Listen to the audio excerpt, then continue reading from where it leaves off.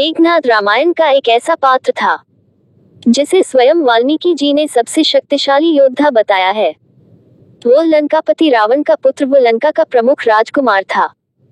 श्री राम रावण युद्ध में राक्षस सेना की ओर से केवल वही एक ऐसा योद्धा था जो 2 बार विजयी होकर लौटा था, अन्यथा हर कोई युद्धभूमि में मारा जाता था।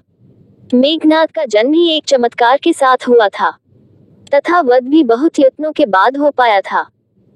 मेघनाद के जन्म के समय लंकापति रावण ने सभी ग्रहों को उसके 11वें घर में रहने का आदेश दिया था ताकि उसका जन्म शुभ नक्षत्र में हो, किंतु आखिरी समय में शनि देव ने अपनी चाल बदल दी व 11वें से 12वें घर में प्रवेश कर गए, जो अंत में मेघनाद की मृत्यु का कारण बना था।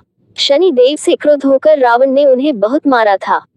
जब मेघनाद का जन्म हुआ था तब वह सामान्य बच्चों की तरह रोया नहीं था, बल्कि मेघों बादलों के समान गरजा था। इससे खुश होकर रावण ने उसका नाम मेघनाद रख दिया था, अर्थात बादलों की गर्जना। मेघनाद का विवाह शेषनाग की कन्या सुलोचना के साथ हुआ था। सुलोचना एक नाग कन्या थी। इस प्रकार मेघनाद लक्ष्मण का दामाद था, क्योंकि लक्ष्मण शेषनाग के ही अवतार थे। जब मेघनाद बड़ा हो गया तब उसने गुरु शुक्राचार्य की सहायता से अपनी कुलदेवी निकुंबला के समक्ष 7 यज्ञों का अनुष्ठान किया था। इससे उसे कई अस्त्र शस्त्र प्राप्त हुए थे, जिसमें एक दिव्य रथ था जो उसके मन की गति से किसी भी दिशा में उड़ सकता था।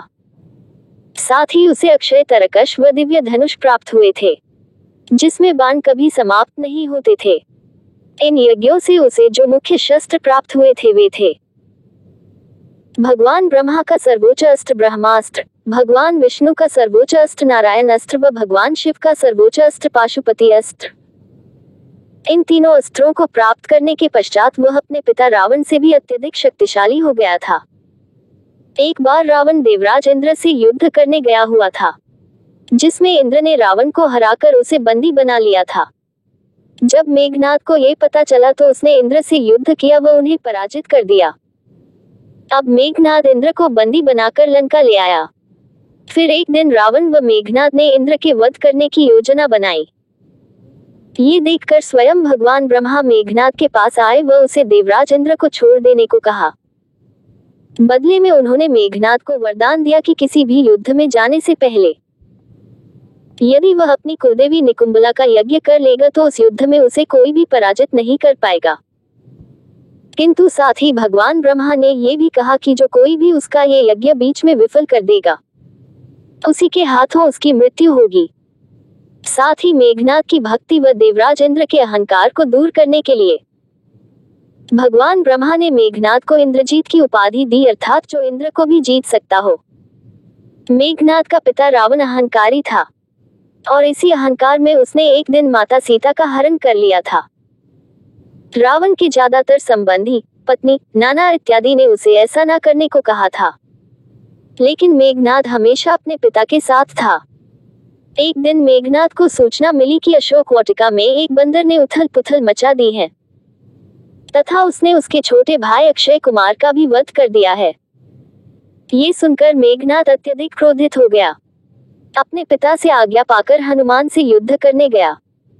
उसका हनुमान से भीषण युद्ध हुआ व अंत में उसने हनुमान पर ब्रह्मास्त्र चला दिया।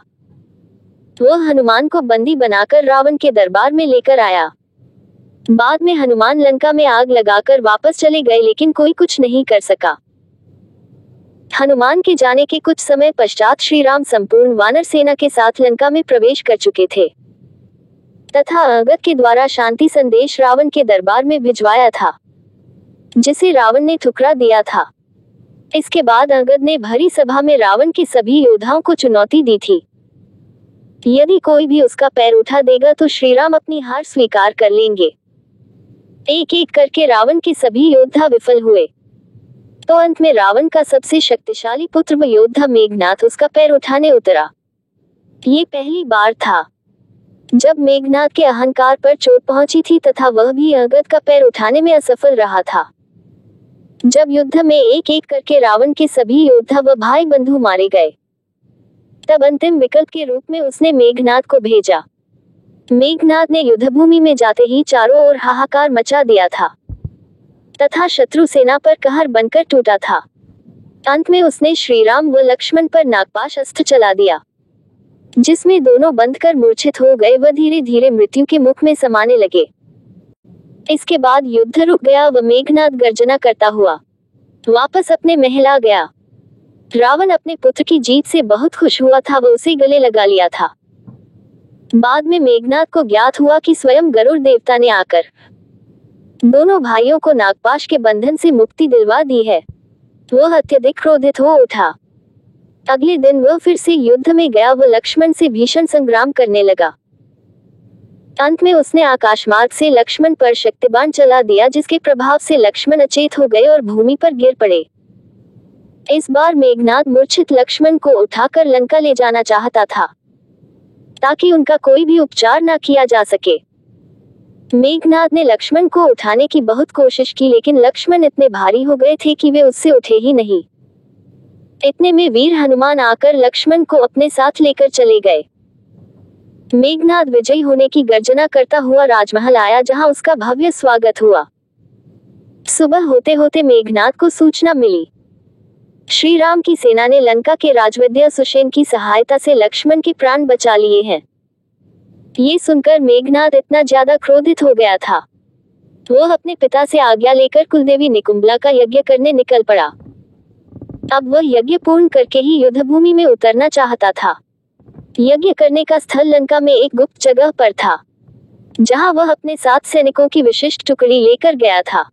जब वह यज्ञ कर रहा था, तब अचानक से श्री राम की सेना ने लक्ष्मण के नेतृत्व में यज्ञ स्थल की भूमि पर आक्रमण कर दिया तथा उसके सभी सैनिकों का वध कर दिया। मेघनाद ने फिर भी यज्ञ करना जारी रखा, लेकिन अंत में श्री राम की सेना ने यज्ञ भूमि में आकर उसका यज्ञ असफल कर दिया। ये देखकर मेघनाद अत्यंत क्रोधित हो गया तथा अपने रथ में बैठकर तेज गति से युद्धभूमि के लिए निकल पड़ा। तीसरे दिन भी वह लक्ष्मण के साथ भीषण युद्ध कर रहा था तथा यज्ञ विफल होने से अत्यधिक क्रोधित भी था। इसी क्रोध में उसने अपने 3 सबसे बड़े अस्त्रों का प्रयोग करने का निर्णय लिया। उसने एक एक करके लक्ष्मण पर ब्रह्मास्त्र, नारायण अस्त्र व पशुपति अस्त्र छोड़े, लेकिन वे लक्ष्मण का कुछ नहीं बिगाड़ पाए। मेघनाद जानता था कि ये अस्त्र हमेशा सफल रहते हैं, लेकिन इनका भगवान शिव, आदि शक्ति, नारायण, ब्रह्मा, शेषनाग व उनके अवतारों पर कोई प्रभाव नहीं होता। जब उसने लक्ष्मण पर उन तीनों अस्त्रों का कोई असर होते नहीं देखा, उसे ज्ञान हो गया था कि वह कोई सामान्य मनुष्य नहीं अपितु भगवान का एक अवतार है। ये देखकर वह तुरंत युद्धभूमि छोड़कर राजमहल में अपने पिता से मिलने गया। रामायण में सीधा सीधा उल्लेख है कि मेघनाद एक पितृभक्त था तथा उसने रावण के हर कार्य में उसका साथ दिया था। जब रावण ने सीता का हरण किया तथा युद्ध में एक एक करके उसके सभी साथी मारे जाने लगे, तब सभी उसे समझाने का प्रयास करते, जिससे रावण का भी साहस डगमगा जाता। लेकिन मेघनाद अंत तक रावण के साथ ढाल बनकर खड़ा रहा। लेकिन ये पहली बार था जब मेघनाद ने माता सीता को लौटा देने की बात रावण से कही थी। वह तेज गति से रावण के पास पहुंचा व उसे सब घटना बताई। उसने रावण के सामने स्वीकार किया कि श्री राम कोई और नहीं अपितु नारायण के अवतार हैं और अब उसे माता सीता को उन्हें लौटा देना चाहिए। वह अपने पिता की भलाई चाहता था, लेकिन रावण ये सुनकर उसे दुत्कारने लगा व उसे काय की संज्ञा दे दी। अपने पिता के इन कटु वचनों को सुनकर मेघनाद बहुत निराश हो गया और उसने एक वीर की भांति युद्ध में मरना उचित समझा। उसे पता था वह नारायण से नहीं जीत सकता, इसलिए आज युद्ध में उसकी मृत्यु निश्चित थी। वह अपने माता पिता व पत्नी सुलोचना को अंतिम प्रणाम कर युद्ध भूमि के लिए निकल पड़ा। लक्ष्मण के लिए मेघनाद को मारना इतना आसान नहीं था। मेघनाद वापस आकर अपनी मायावी शक्तियों से फिर भीषण युद्ध करने लगा। जब लक्ष्मण उसे मारने में लगातार असफल रहे तो उन्होंने क्रोधित होकर अपने तरकश में से एक बाण निकाला व धनुष पर चढ़ाकर उसे यह प्रतिज्ञा दी कि यदि श्री राम सच में एक धर्मात्मा है, यदि मैं सच में श्री राम का एक अनन्य भक्त हूँ, तो ये तीर मेघनाद का मस्तक काटकर ही वापस आएगा। इसके बाद उस तीर से मेघनाद का मस्तक कटकर अलग हो गया। प्रभु श्री राम के चरणों में जाकर गिर गया। उसकी मृत्यु के पश्चात लंका में चीत्कार मच गया व रावण विलाप करने लगा था। भगवान श्री राम ने मेघनाद के अंतिम संस्कार के लिए एक दिन युद्ध विराम की घोषणा कर दी व उसकी पत्नी सुलोचना अपने पति के मस्तक को लेकर अग्नि में कूद गई। मेघनाद का वध हो जाना रावण के लिए एक बहुत बड़ी क्षति थी और वह बुरी तरह टूट गया था। अब उसका कोई भी योद्धा नहीं बचा था तथा वह पूरी तरह से अकेला हो गया था। लंका की प्रजा अपने भावी राजा की मृत्यु से बुरी तरह निराश हो गई थी। श्री राम ने भी लंकावासियों व रावण की भावनाओं को समझते हुए पहली बार एक दिन के युद्ध विराम की घोषणा की थी, ताकि मेघनाद का संस्कार शांतिपूर्वक तरीके से किया जा सके।